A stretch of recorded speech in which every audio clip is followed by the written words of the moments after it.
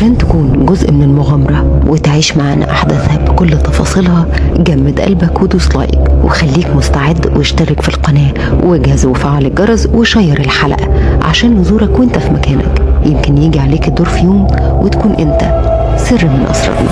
يا مساء الفل على الكل، مساء الحب والود من غير نفاق ولا كذب. مساءكم جميل زي قلوبكم بالظبط. يا رب رمضان عليكم يكون في احسن حال وراحة بال. وحشتوني من الحلقة اللي فاتت للنهاردة. يا ترى مين فاكر احنا كنا واقفين عند ايه؟ وبعد ما الشخص او الكائن اللي هو جاي من الضوء الاحمر وعنده قرنين وجسمه مفتول العضلات فضل واقف وبصله وقام راجع تاني للشخص اللي المفروض ان هو غالبا استدعاه، مرة واحدة حصلت مفرقعات كده زي ما يكون ألعاب نارية بس من غير صوت. ومرة واحدة فرقعة جامدة جدا حصلت والكائن دوت فرقعة مرة واحدة. النور عند عبد الرحمن طفى لتالت مرة، وعبد الرحمن عينه قعدت تدمع وقعد يعيط. ومرة واحدة الكرسي وقع بيه والنور رجع قاد تاني، بس المرة دي صوت الإضاءة اللي كانت في الريسبشن عمالة نورها بيعلى وعمالة بتطلع منها صوت غريب مخيف جدا. خوف ساعتها عبد الرحمن لدرجة انه جه يجري وقع زي ما يكون حاجة كعبلته على الارض، ولكنه قام وحاول يتمالك نفسه ويسيطر على خوفه، وزي ما يكون رجله هي اللي قادته لحد الغرفة بتاعته اللي المفروض بيخاف منها انه ينام فيها لوحده، الا اني حاول يتمالك اعصابه ونفسه ولكنه فشل.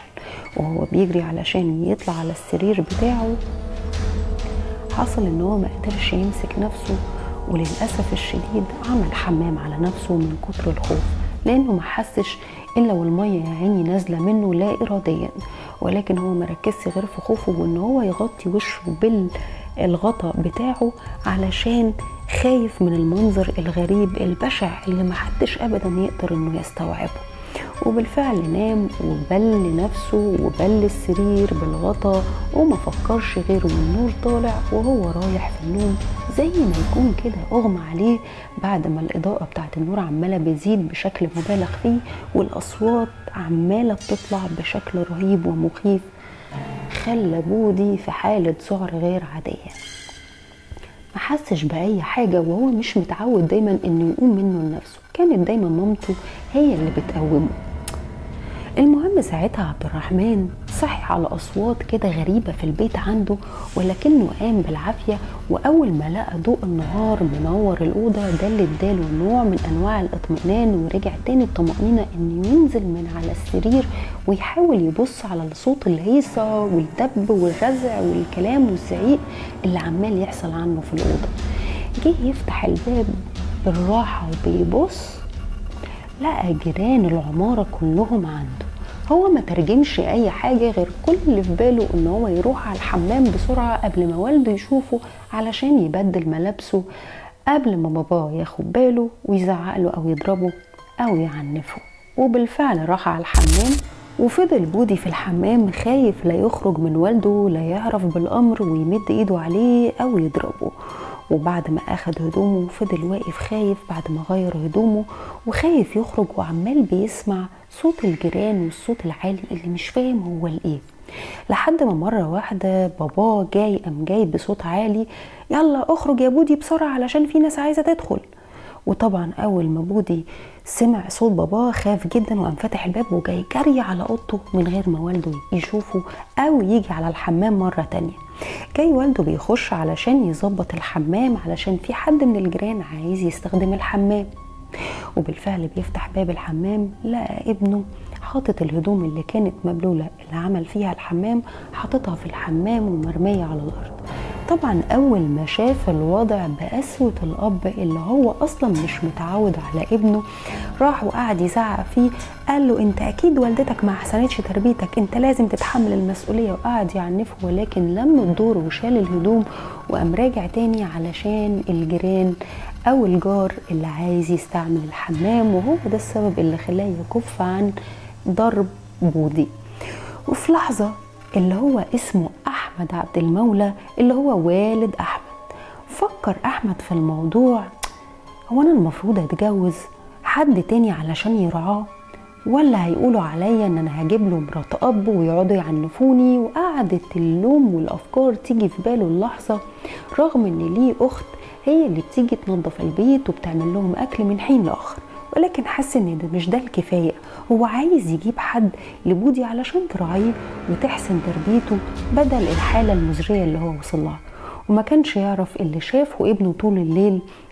وفي اللحظة دي اتمنى بودي ان مامته تكون موجودة علشان يحكي لها ويروي لها القصة اللي شافها او الرعب والذعر اللي عاشه، ومش فاهم هو كان ايه ولا ليه ولا ايه المشهد تفسيره اللي هو شافه. طفل عنده 6 سنين.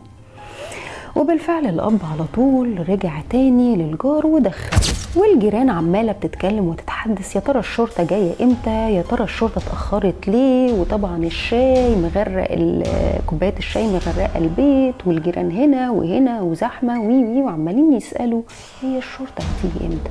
الله، هي الشرطه هتيجي ليه؟ هو كان ايه اللي حصل اصلا؟ الحكايه بقى او القصه بتبتدي ليه او من ايه؟ ان استاذ احمد كان نايم في امان الله اللي هو ابو بودي، وصحي عادي الصبح لقى زي ما يكون ريحه شياط رهيبه جدا، وزي ما يكون في حريقه كبيره حاصله. جه جري خرج على الريسبشن علشان يدور الريحه دي جايه منين. طبعا اتخض، واول حاجه راح لها هي اوضه بودي. بص على بودي لقاه نايم، قام جاي عمال بيدور. فتح باب الشقه لقى الدخان خارج من شقه الجار اللي قدامه، اللي هو ساعتها ما كانش متذكر قوي ان في اسره جت سكنت من كام شهر من سلطنه عمان، جم واجروا البيت ده من شهور قليله، ومش فاكر اسم الجار. كان اسمه غالبا صابر الحريزي. هو ساعتها مش فاكر هو ازاي افتكر الاسم، رغم ان عمره ما اتكلم معاه ولا واجهه ولا حتى كان بيسلم عليه. بس الاسم ليه تردد في ودان احمد، هو ما كانش فاهم هو الاسم ده افتكره ازاي، او تحس ان هو سمعه امتى وفين وايه مردوده على احمد. لقى الدخان خارج من باب شقة الاستاذ صابر اللي افتكر اسمه ومش عارف ازاي. قعد ينادي على استاذ صابر بصوت قلقان ومتوتر، محدش رد عليه. حاول انه يفتح الباب، محدش رد، وقعد يزعق برضه محدش رد. قال يستعين باحد الجيران، وبالفعل نزل خبط على جاره اللي هو اسمه فتحي. استاذ فتحي ارجوك تعالى شوف علشان في دخان خارج من الشقه، تعالى نلحق نشوف فيه ايه. وقام خابط الباب، فالباب اتفتح. اول ما الباب اتفتح بيبصوا لقوا جثه حد عباره عن فحمه لراجل عجوز غالبا. وساعتها ترجم احمد ان هو ده استاذ صابر جاره العماني اللي جه سكن من شهور جنب الكنبه اللي في وش الباب اللي فتحوه. طبعا فضل واقف كده. طبعا فتحي دخل بقى اللي هو الهيلمان اللي هو الشجاع اللي فتح الباب وكسر، قام واخد ملايه من الملايات ودخل علشان يطفي النار. احمد هنا واقف وبيبص على الجثه وعمال مستغرب، هو ازاي النار ماسكه في شخص والمفروض الشقه كلها مفيش اي حاجه مسكت فيها من النار، واللي متفحمه فحمه بشكل غير عادي هي الجثه بس. فضل واقف وسرح في المنظر، ودخلوا لقوا بقيه الاسره للاسف الشديد اللي هي زوجته وابنه هم كمان متفحمين. وطبعا خرجوا حاولوا يتداركوا الامر وغطوا وحاولوا يسيطروا على الحريق، ولكن البيت كله مش محروق غير الجثث اللي كانت موجوده في الغرف واستاذ صبري اللي كان قدام، او استاذ صابر اللي كان قدام الكنبه. حاولوا يحتووا الامر وبعد كده خرجوا. وطبعا استاذ فتحي اللي هو الجار المتعجرف اللي هو البطل الهمام، وهو اللي فتح الباب، ومراته عماله تمجد فيه والجيران عمالين يشكروا فيه. طبعا احمد واقف عمال بيتفرج على الموضوع اكنها تمثيليه هزليه، وطبعا غالبا كده شبه الغيره دخلت قلبه. ولكن كانت الافوره اللي عاملها فتحي والشجاعه المفرطه اللي عملها، وان هو اللي دخل وغطى الجثث، وان هو اللي سيطر على النار، وان هو اللي فتح الباب. القصه دي كلها فضلت مستمره بشكل بايخ لحد ما في مره هم قاعدين عمالين بقى يكسروا هو الشرطه ومش الشرطه، وقعدوا يتكلموا ان الشرطه اتاخرت وايه اللي حصل وايه الحريق وبلا بلا بلا بلا. سمعوا صوت خطوات طلع على السلم، بيبصوا لقوا مين؟ سليم أبو أستاذ صابر العماني، اللي هو كان أخو هاشم اللي مات مع أبوه، وأخو فاطمة اللي كان بيلعب معاها بودي. سليم ما كانش كبير، كان عنده بتاع 16-17 سنة. طلع وهو في حالة صدمة، هو ايه اللي بيحصل عند الجار؟ وعمال بيبص على الناس والناس بتتكلم على شرطة. فجي جري داخل بسرعة على البيت وهو مصدوم وفي حالة هستيريا من الغضب. لقى أبوه جثة هامدة. ما كانش مستوعب هو ايه ده، وما كانش مستوعب الناس دي قاعدة بتقول ايه وايه اللي حصل للجثة. أحمد حاول يفهمه ويقول له يا ابني اهدى. قال له هو مين اللي ميت ده؟ ده أبويا.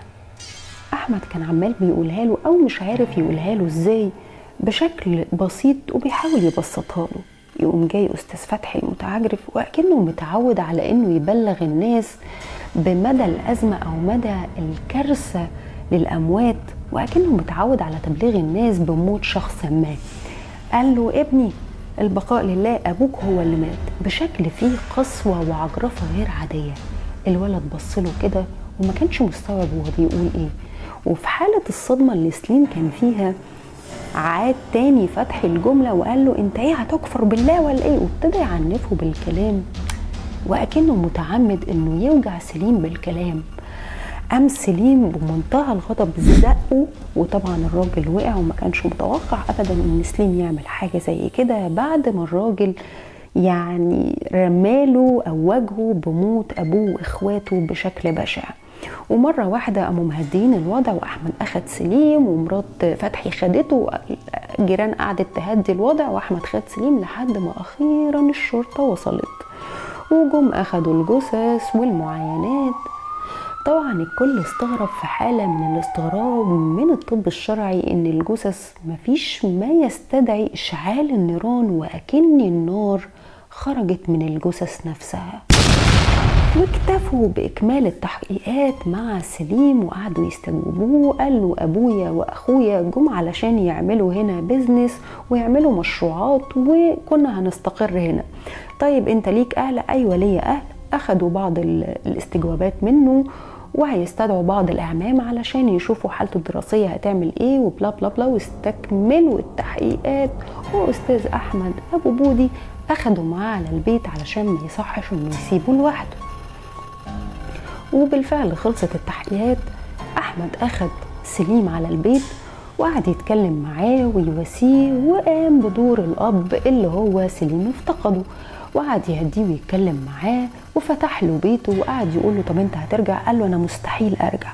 واكن سليم بيدبر لحاله من الانتقام الغير معلنه، واكنه بيدبر لحاجه. وقرر ساعتها رغم ان هو لسه صغير في السن الا انه هيكمل في مصر وهيبعت لعمامه في عمان علشان ينقل دراسته لمصر ويكمل حياته هنا. احمد كان مستغرب من حالة سليم، لا عيط ولا صرخ ولا انهار ولا اي حاجة. الولد كان صلب، مصدوم ولكنه صلب ومفيش حاجة هزته، وبيتكلم بقسوة مرة من وجهة نظر احمد. منين الصلابة دي جات له وليه الحالة دي متملكاه؟ قعد يتكلم معاه وبتاع لحد ما بودي خرج عليهم وقعد يتفرج معاه ويرحب بيه ويبتسم له.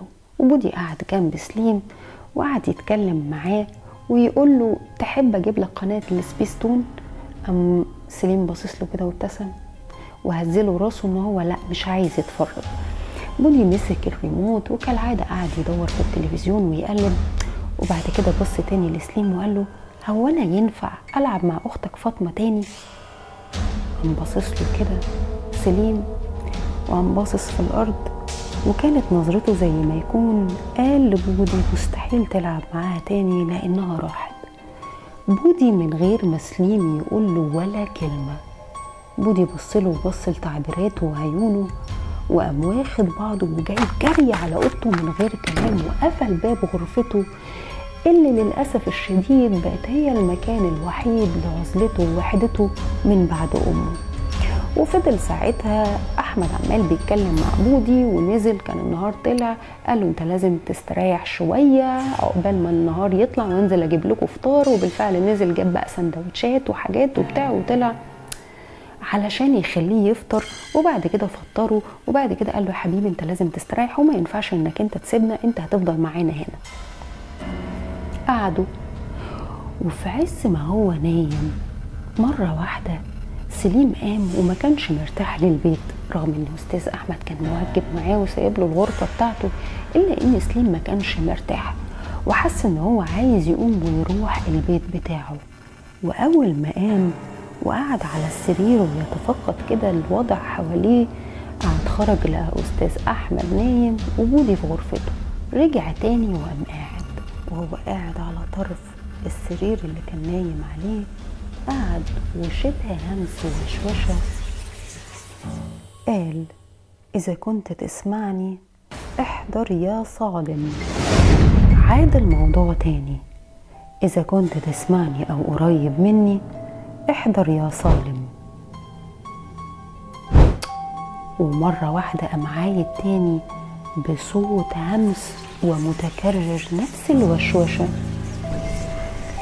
بسرعة ابحث لي عن أي جني كان قريب من حادث أهلي بالأمس، سواء جان من الخدام أو من عمار المكان أو أيا كان من خدام الجان المحيطين بالمبنى، يكون شاهد على حادثة أهلي بالأمس. وأما عاود الكلام قال أسرع في طلبي الآن لأستجوب بعض مخلوقات وخدام الجان عشان يعرف منهم اللي حصل لأبوه وأمه وإخواته. رد في الحال صوت غريب وأجش، قلت لك يا سيدي أن جميع خدام الجان ومن يعاونون وجميع عمار المكان تم قتلهم بالأمس. وكانت الصدمة أول ما الكائن أو الخادم أو الصوت دوت قال لسليم كده، سليم اتعصب جدا وصوته ارتفع وجس على أسنانه وقال له أأمرك ابحث مرة أخرى عن أي جان شاهد على ما حدث لأهل الأمس، ابحث مرة واثنين وثلاثة، افعل ما أأمرك به الآن. رغم ان الخادم او الصوت اللي كلم سليم اللي هو اسمه صادم قال له ان جميع معاوني ابيك قتلوا وجميع عمار الشقق هذا البناء قتلوا هم كمان، الا ان سليم ما سمعش ولا انتبه لكل حرف وعاد مرة اخرى الطلب. وبعد دقيقة بالظبط الصوت رجع تاني لسليم، وصالم ده جه وقال له بسرعة اخرج من الغرفة ديت علشان ترى امر هام. بسرعة فتح الباب سليم وخرج علشان يبص، لقى مين في الريسبشن؟ بودي واقف في نص الريسبشن وعمال بيفرك في عينيه وبيقول له يا سليم خلي عمو اللي جنبك ده ما يخوفنيش ولا يبصلي كده لانه بيخوفني جدا. انا عارف ان عمو ده صاحبك وصديقك، بس ارجوك ما تخليهوش يبصلي كده او يخوفني لاني شكله مخيف جدا. سليم بص لبودي بحالة استغراب، قال له انت بتتكلم على مين؟ قال له عمو اللي واقف جنبك ده. سليم فضل واقف متسمر وباصص لبودي، انا مش عارف انت بتتكلم على مين يا بودي. بصله كده وقام باصص جنبه تاني وقال له عمو اللي جنبك ده الطويل الاسمراني اللي عينيه واسعه قوي، بس هو بيخوفني، ارجوك ما تخليهوش يخوفني تاني ولا يبصلي كده. سليم كان واقف في حاله ذهول، ومره واحده رجع تاني لبودي وهو في حاله من الاستياء والغضب والدهشه والحيره، وقال له ولحد هنا انا مضطر انهي معاكم حلقه النهارده، استنوني الحلقه الجايه يا اجمل قلوب في الدنيا.